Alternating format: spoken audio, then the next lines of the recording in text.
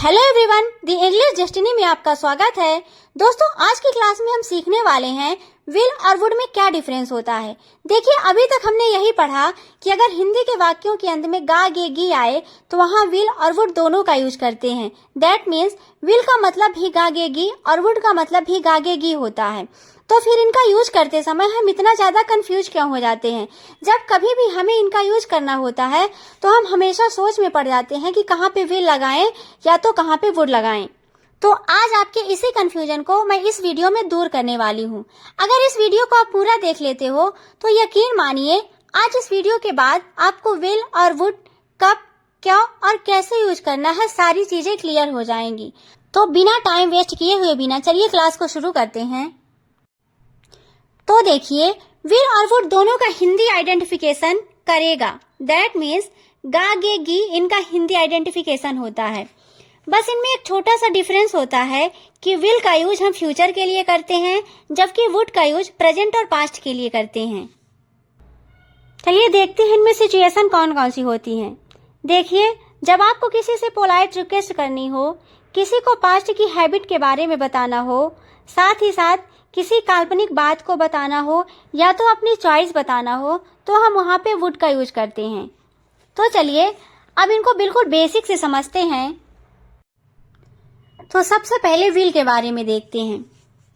Will का use हम हमेशा फ्यूचर की बात को बताने के लिए करते हैं। जैसे मैं खाऊंगा, मैं जाऊंगा, मैं पढ़ूंगा, मैं सोऊंगा, मैं रोऊंगा, इस तरह की बातों के लिए विल का यूज करते हैं। बस अच्छी तरह से एक बात याद रखिएगा कि जब कभी भी आप फ्यूचर की बात करोगे तब वहां हमेशा विल का यूज करेंगे।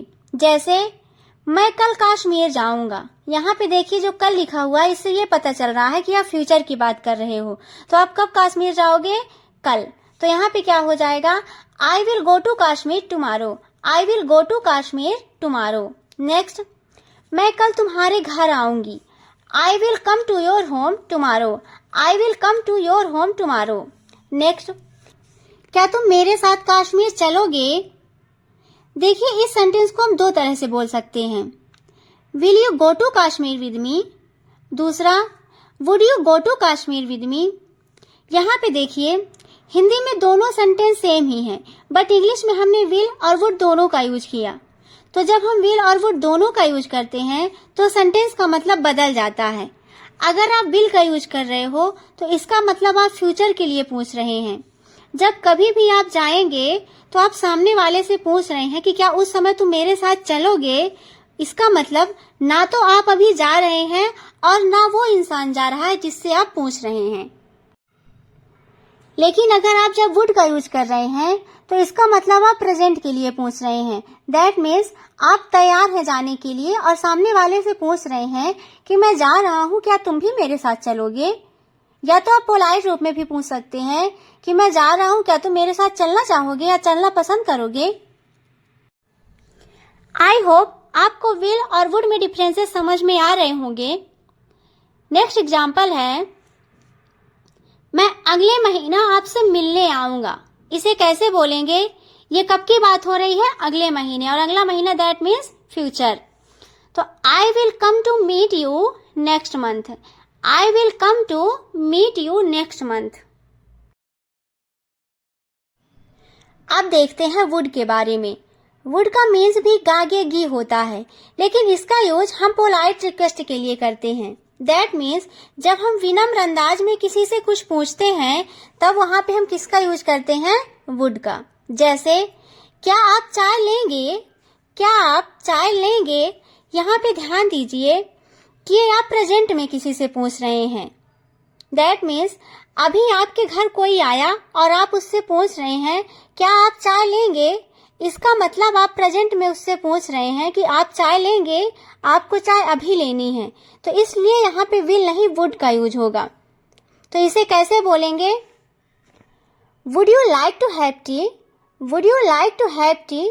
या तो आप बोल सकते हैं would you take tea? Would you take tea? वैसे ये दोनों सेंटेंसेस बिल्कुल सही हैं, लेकिन सबसे बेस्ट तरीका होता है अगर किसी से खाने पीने का पूछना है या तो कुछ उसके बारे में बताना है तो आप हैव का यूज करिए। तो हम क्या बोलेंगे? Would you like to have tea? Would you like to have tea? Next, क्या आप मेरे साथ बैठेंगे? Would you like sit with me? Would you like sit with me? क्या आप मेरी मदद करेंगे? Would you help me please? Would you help me please? चलिए और देखते हैं वुड का यूज कहाँ करते हैं। जब प्रेजेंट में, दैट मीन्स वर्तमान में, किसी चीज या इंसान के बारे में अंदाजा लगाते हैं तब वहां पर वुड का यूज करते हैं। जैसे राधा इस समय घर पर होगी। इसको ध्यान से समझिए, ये सेंटेंस फ्यूचर का नहीं बल्कि प्रेजेंट का है। कैसे? इमेजिन करिए, आपने मुझसे पूछा राधा इस समय कहाँ पर होगी, या तो राधा इस समय कहाँ है, तो मैंने आपको बताया कि राधा इस समय घर पर होगी। दैट मीन्स आपने मेरे से प्रेजेंट में पूछा कि राधा कहाँ है या तो कहाँ होगी, तो मैंने आपसे अभी बताया कि राधा कहाँ पर होगी, घर पर होगी। तो यहाँ पे आप विल नहीं बल्कि वुड का यूज करेंगे। तो इसे कैसे बोलेंगे? Radha would be at home at this time. Radha would be at home at this time. यहाँ पे ध्यान दीजिएगा कि वुड के साथ बी का यूज किया गया है। वो क्यों? क्योंकि हिंदी में यहाँ पे सेंटेंस में क्या पता चल रहा है? होना। कहाँ पर होगी? घर पर होगी। तो होने की स्थिति में हम किसका यूज करते हैं? बी का। तो बी का फर्स्ट फॉर्म क्या होगा? बी। तो क्या हो जाएगा? Radha would be at home at this time. अगला सेंटेंस है, सचिन खेल रहा होगा। सेंटेंस को देख के आपको लग रहा होगा कि ये सेंटेंस किसका है? फ्यूचर का। लेकिन ये फ्यूचर नहीं बल्कि प्रेजेंट का है। चलिए देखते हैं कैसे। मान लीजिए अभी कहीं पे क्रिकेट हो रहा है, तो सचिन कब खेल रहा होगा? अभी खेल रहा होगा ना, क्योंकि गेम तो अभी शुरू है, इसलिए यहाँ पे किसका यूज करेंगे? वुड का, ना कि विल का। तो इसे इंग्लिश में कैसे बोलेंगे? Sachin would be playing. Sachin would be playing. अगला सेंटेंस है, क्या तुम मेरे साथ खाओगे? इसे हम दो तरह से बोल सकते हैं। Will you eat with me, या तो बोल सकते हैं would you eat with me. लेकिन देखिए हिंदी में दोनों सेंटेंस सेम है, लेकिन इंग्लिश में दोनों का मीन्स चेंज होता है। कैसे? Will you eat with me का मतलब होता है कि हम फ्यूचर में कभी किसी से खाने के लिए पूछ रहे हैं कि क्या तुम बाद में मेरे साथ खाओगे। कहीं मान लो जाना है और हम उसके लिए पूछ रहे हैं कि क्या तुम मेरे साथ खाओगे।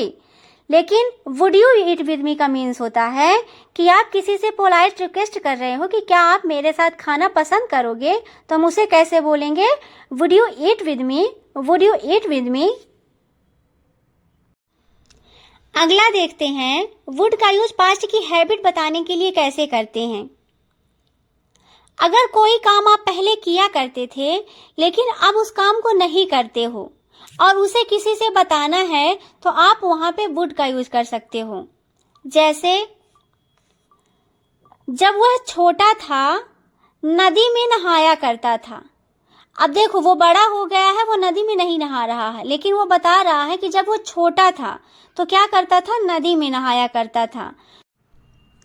When he was a child, he would take a bath in the river.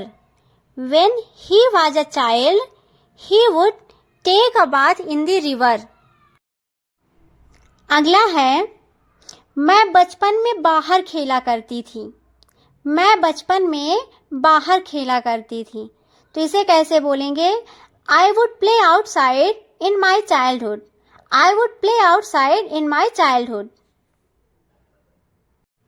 बस एक बात याद रखिएगा कि वुड का यूज प्रेजेंट और पास्ट में केवल गा गे गी के फॉर्म में नहीं बल्कि ता ते ती के सेंस में भी होता है।